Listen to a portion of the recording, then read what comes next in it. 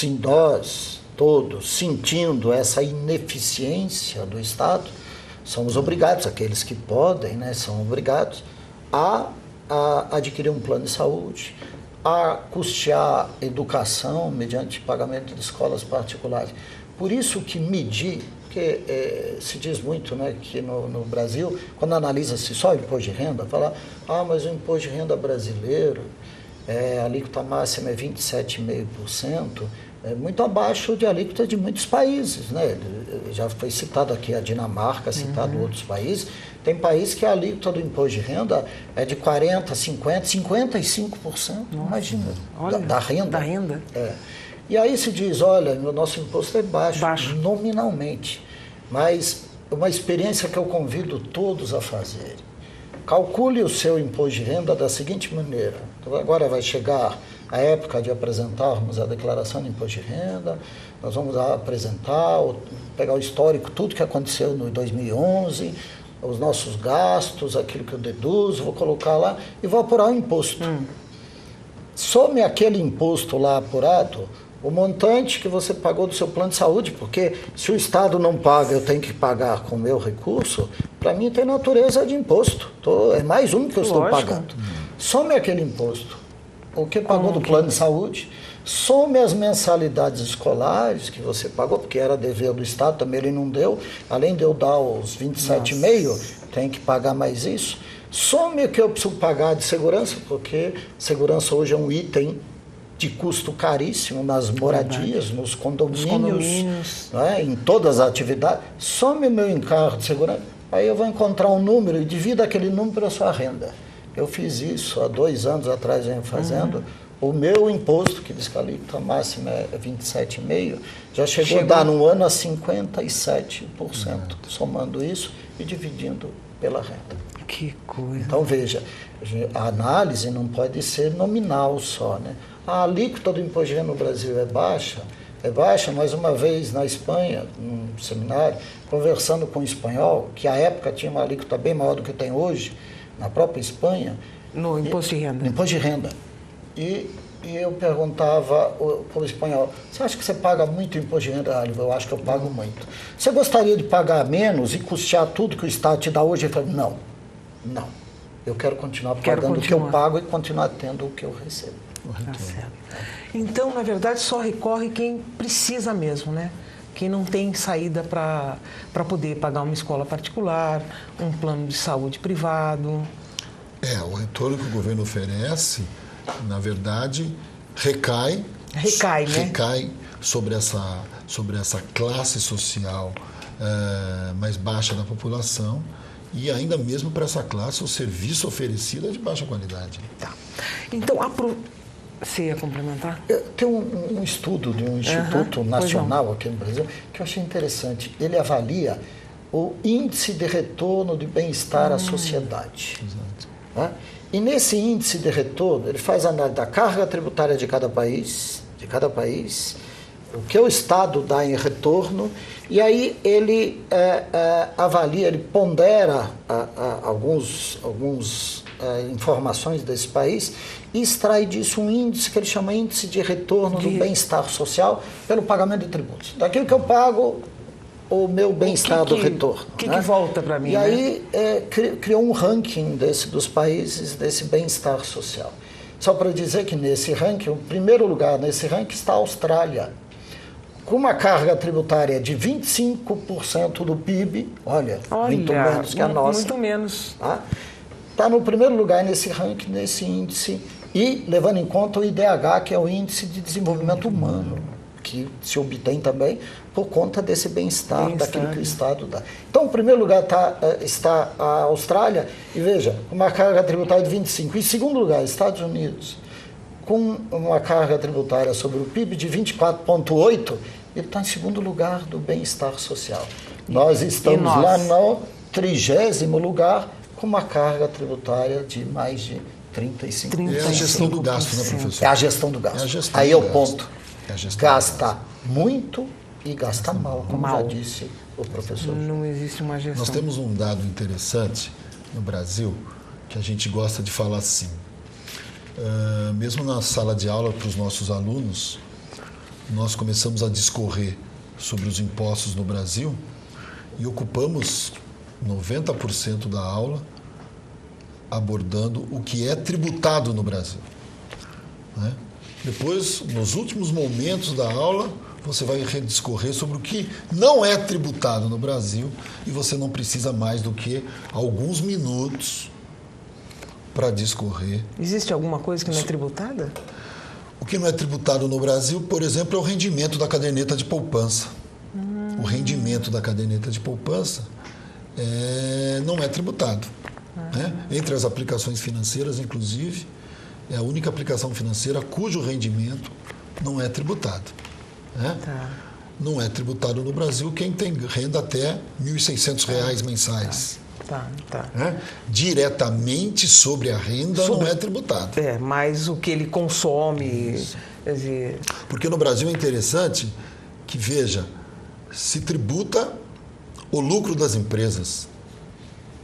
O lucro das empresas é tributado, tem o imposto de renda da pessoa jurídica, tem a contribuição social sobre o lucro líquido, né?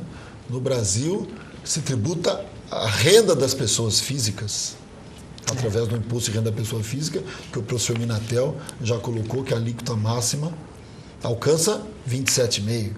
Né? No Brasil, se tributa o consumo, que é o imposto, né, que abocanha maior tributação no Brasil.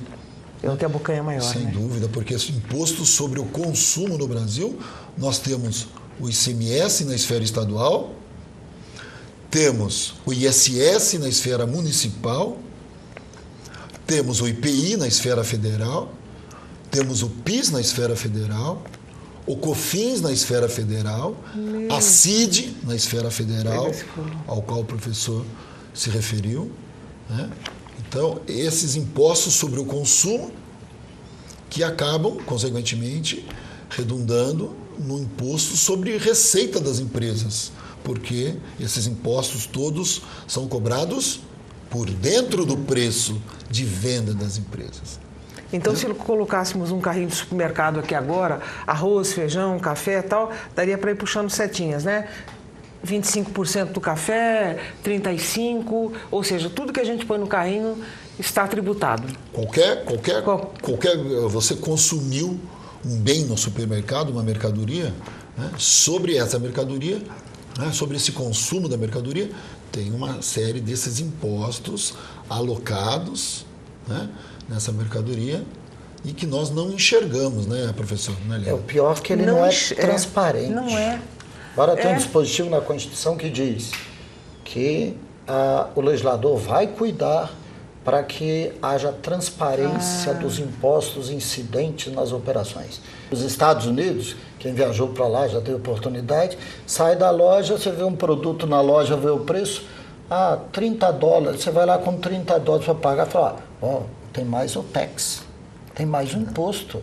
Lá ele coloca o preço do produto. O imposto é dever de cada cidadão saber que na operação tem que pagar. Eu estou comprando aquilo e estou pagando tanto de tributo. E o empresário sabe que o dinheiro dele são os $30.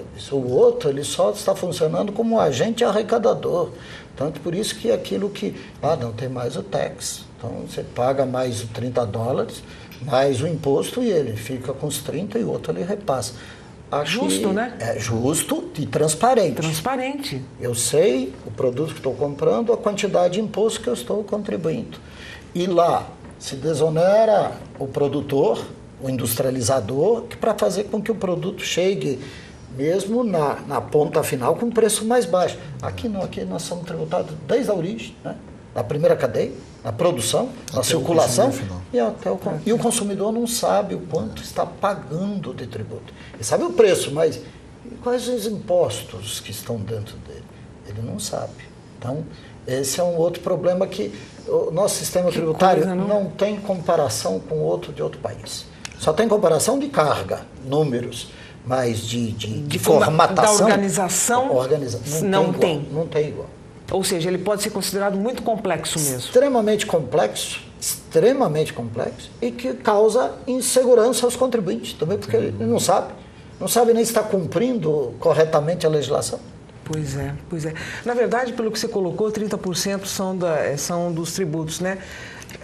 O preço cairia em 70%, então, num carrinho de supermercado.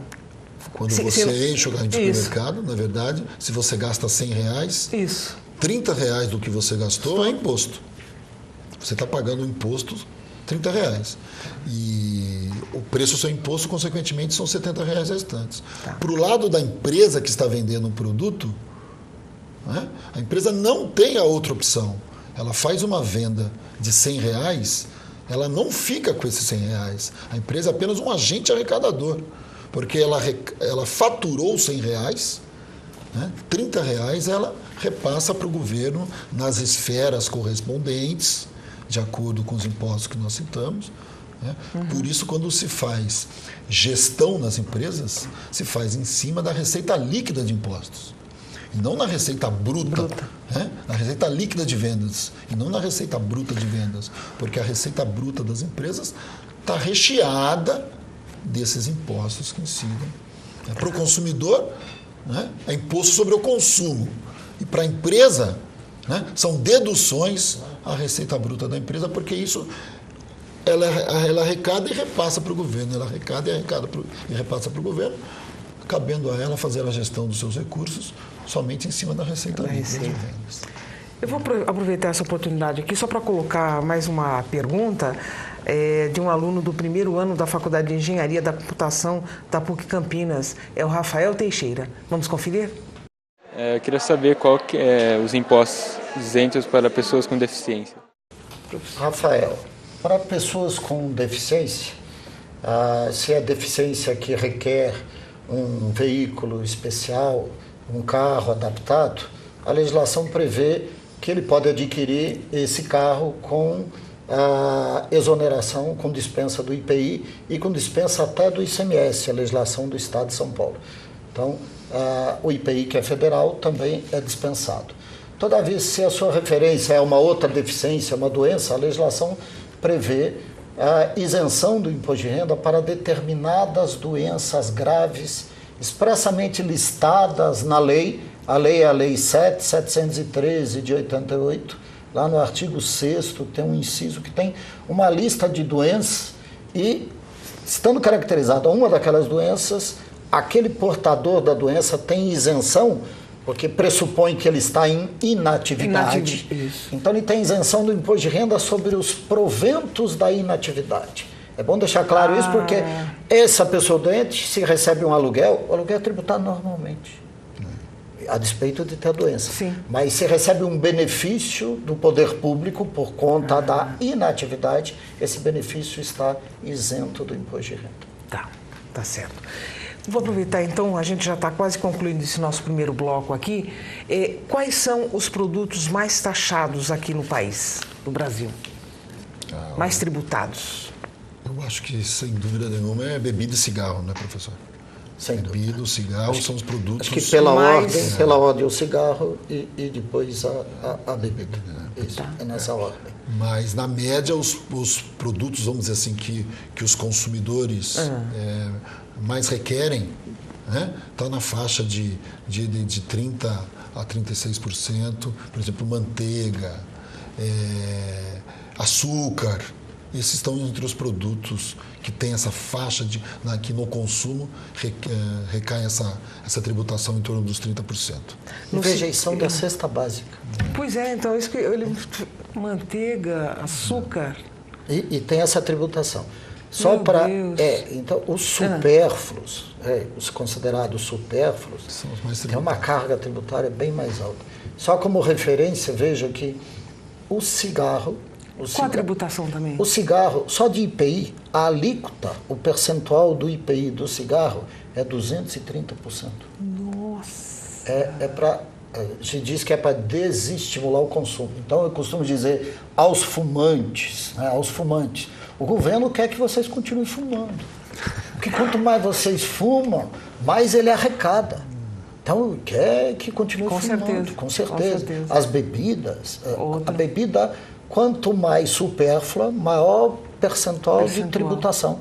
Então, por exemplo, o uísque tem mais tributação do que O vinho, que tem mais tributação do que a cachaça, então tem uma ordem de tributação, mas o segmento bebida é tão importante na arrecadação nacional que aquele que trabalha, que opera a empresa com bebida, tem um código da sua guia de recolhimento específico para ele, porque nas estatísticas de arrecadação, o governo, IPI bebida, quanto? IPI cigarro, quanto? Mas percebe que... Então continue fumando e bebendo. Percebe que mesmo nessa situação, quando a gente está falando no que é mais tributado, a gente recai na questão do consumo. Outra vez. Tá. Essa é uma diferença. O Brasil tributa o consumo. Nos Estados Unidos, por exemplo, se tributa a propriedade. Então, professor, eu quero conversar isso no próximo bloco com mais detalhes para o telespectador assimilar bem essa questão, tá? Eu vou dar uma interrompida agora aqui nesse nosso programa. Mas no próximo bloco, a gente continua conversando sobre a alta carga tributária no país. É só um instantinho.